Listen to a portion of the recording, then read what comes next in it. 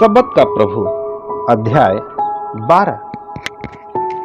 उस समय यीशु सबत के दिन खेतों में से होकर जा रहा था और उसके चेलों को भूख लगी तो वे बाले तोड़ तोड़ कर खाने लगे। फरीसियों ने देखकर उससे कहा, देख तेरे चेले वह काम कर रहे हैं जो सबत के दिन करना उचित नहीं। उसने उनसे कहा, क्या तुम नहीं पढ़ा कि दाऊद ने जब वह और उसके साथी भूखे हुए तो क्या किया? वह कैसे परमेश्वर के घर में गया और भेंट की रोटियां खाई, जिन्हें खाना न तो उसे और न उसके साथियों को पर केवल याजकों को उचित था।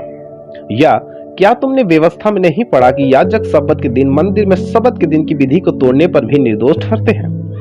पर मैं तुमसे कहता हूँ कि यहाँ वह है जो मंदिर से भी बड़ा है। यदि तुम इसका अर्थ जानते, मैं दया से प्रसन्न होता हूँ, बलिदान से नहीं, तो तुम निर्दोष को दोषी न ठहराते। मनुष्य का पुत्र तो सबत के दिन का भी प्रभु है। सूखे हाथ वाले मनुष्य को चंगा करना। वहां से चलकर वह उनके आराधनालयों में आया। वहां एक मनुष्य था जिसका हाथ सूखा हुआ था। उन्होंने यीशु पर दोष लगाने के लिए उससे पूछा, क्या सबत के दिन चंगा करना उचित है? उसने उनसे कहा, तुम में ऐसा कौन है जिसकी एक ही भेड़ हो और वह सबत के दिन गड्ढे में गिर जाए तो वह उसे पकड़ कर न निकाले? भला मनुष्य का मूल्य भेड़ से कितना बढ़कर है, इसलिए सबत के दिन भलाई करना उचित है। तब उसने उस मनुष्य से कहा, अपना हाथ बढ़ा। उसने बढ़ाया और वह फिर दूसरे हाथ की तरह अच्छा हो गया। तब फरीसियों ने बाहर जाकर उसके विरोध में सम्मति की कि उसे किस प्रकार नष्ट करे। परमेश्वर का चुना हुआ सेवक। यह जानकर यीशु वहां से चला गया और बहुत लोग उसके पीछे हो लिए और उसने सबको चंगा किया और उन्हें चिताया कि मुझे प्रकट न करना, ताकि जो वचन यशाया भविष्यद्वक्ता के द्वारा कहा गया था वह पूरा हो। देखो, यह मेरा सेवक है जिसे मैंने चुना है, मेरा प्रिय है, जिससे मेरा मन प्रसन्न है। मैं अपना आत्मा उस पर डालूंगा और वह अन्य जातियों का न्याय का समाचार देगा। वह न झगड़ा करेगा और न धूम मचाएगा और न बाजारों में कोई उसका शब्द सुनेगा। वह कुचले हुए सरकंडों को न तोड़ेगा और धुआं देती हुई बत्ती को न बुझाएगा, जब तक वो न्याय को तवल न कराए। और अन्य जातियां उसके नाम पर आशा रखेंगे। यशु और बाल जबूल। तब लोग एक अंधे गुई को जिसमें दुष्ट आत्मा थी उसके पास लाए और उसने उसे अच्छा किया और वह बोलने और देखने लगा। इस बात सब लोग चकित होकर कहने लगे, यह क्या दाऊद की संतान है? परंतु फरीसियों ने यह सुनकर कहा, यह तो दुष्ट आत्माओं के सरदार बाल जबूल की सहायता के बिना दुष्ट आत्माओं को नहीं निकालता। उसने उनके मन की बात जानकर उनसे कहा, जिस किसी राज्य में फूट होती है वो उजड़ जाता है, और कोई नगर या घराना जिसमें फूट होती है बना न रहेगा। और यदि शैतान को निकाले तो वह अपना ही विरोधी हो गया, फिर उसका राज्य कैसे बना रहेगा? भला यदि मैं शैतान की सहायता से दुष्ट आत्माओं को निकालता हूं तो तुम्हारे वंश किसकी सहायता से निकालते हैं? इसलिए वे ही तुम्हारे न्याय करेंगे। पर यदि मैं परमेश्वर की आत्मा की सहायता से दुष्ट आत्माओं को निकालता हूं तो परमेश्वर का राज्य तुम्हारे पास आ पहुंचा है। या कैसे कोई मनुष्य किसी बलवंत के घर में घुसकर उसका माल लूट सकता है, जब तक कि पहले वह उस बलवंत को न बांध ले? तब वो उसका घर लूट लेगा। जो मेरे साथ नहीं वह मेरे विरोध में है, और जो मेरे साथ नहीं बटोरता वह विखेरता है। इसलिए मैं तुमसे कहता हूं कि मनुष्य का सब प्रकार का पाप और निंदा क्षमा की जाएगी, परंतु पवित्र आत्मा की निंदा क्षमा न की जाएगी। जो कि मनुष्य के पुत्र के विरोध में कोई बात कहेगा उसका यह अपराध क्षमा किया जाएगा, परंतु जो कोई पवित्र आत्मा के विरोध में कुछ कहेगा उसका अपराध न तो इस लोक में और न परलोक में क्षमा किया जाएगा।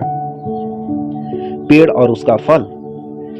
यदि पेड़ को अच्छा कहो तो उसके फल को भी अच्छा कहो, या पेड़ को निकम्मा कहो तो उसके फल को भी निकम्मा कहो, क्योंकि पेड़ अपने फल ही से पहचाना जाता है। हे सांप के बच्चों, तुम्हें बुरे होकर कैसी अच्छी बातें कह सकते हो? क्योंकि जो मन में भरा है वही मुंह पर आता है। भला मनुष्य मन के भले भंडार से भली बातें निकालता है, और बुरा मनुष्य बुरे भंडार से बुरी बातें निकालता है। और मैं तुमसे कहता हूं कि जो निकम्मी बातें मनुष्य कहेंगे, न्याय के दिन वे हर एक उस बात का लेखा लेंगे। क्योंकि तू अपनी बातों के कारण निर्दोष और अपनी बातों ही के कारण दोषी ठहराया जाएगा। स्वर्ग चिन्ह की मांग। इस पर कुछ शास्त्रियों फरीसियों ने उससे कहा, हे गुरु, हम तुझसे एक चिन्ह देखना चाहते हैं। उसने उन्हें उत्तर दिया, इस युग के बुरे और व्यभिचारी लोग चिन्ह ढूंढते हैं, परंतु योना भविष्यद्वक्ता के चिन्ह छोड़ और कोई चिन्ह उनको न दिया जाएगा। योना 3 रात दिन जल जंतु के पेट में रहा, वैसे ही मनुष्य का पुत्र दिन रात दिन पृथ्वी के भीतर रहेगा। निनवे के लोग न्याय के दिन इस युग के लोगों के साथ उठकर उन्हें दोषी ठहराएंगे, क्योंकि उन्होंने योना का प्रचार सुनकर मन फिराया। और देखो, यहाँ वह है जो योना से भी बड़ा है। दक्षिण की रानी न्याय के दिन इस युग के लोगों के साथ उठकर उन्हें दोषी ठहराएगी, क्योंकि वह सुलेमान का ज्ञान सुनने के लिए पृथ्वी की छोर से आई।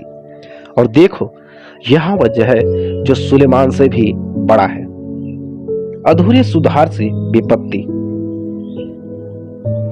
जब शुद्धात्मा मनुष्य से निकलकर जाती है तो सूखी जगहों में विश्राम ढूंढती फिरती है और पाती नहीं। तब कहती है, मैं अपने उसी घर में जहां से निकली थी लौट जाऊंगी। और लौटकर उसे सूना झाड़ा बुहारा और सजा सजाया पाती है। तब वो जाकर अपने से और बुरी 7 आत्माओं को अपने साथ ले आती है और वे उसमें बैठकर वहां वास करती है। और उस मनुष्य की पिछली दशा पहले से भी बुरी हो जाती है। इस युग के बुरे लोगों की दशा भी ऐसी ही होगी। यीशु की माता और भाई। जब वह भीड़ से बातें कर ही रहा था, तब उसकी माता और भाई बाहर खड़े थे और उससे बात करना चाहते थे। किसी ने उससे कहा, देख, तेरी माता और तेरे भाई बाहर खड़े हैं और तुझसे बातें करना चाहते हैं। यह सुनकर उसने कहने वालों को उत्तर दिया, कौन है मेरी माता और कौन है मेरे भाई? और अपने चेलों की ओर अपना हाथ बढ़ाकर कहा, देखो, मेरी माता और मेरे भाई ये हैं। क्योंकि जो कोई मेरे स्वर्गीय पिता की इच्छा पर चले, वही मेरा भाई और मेरी बहन और मेरी माता है।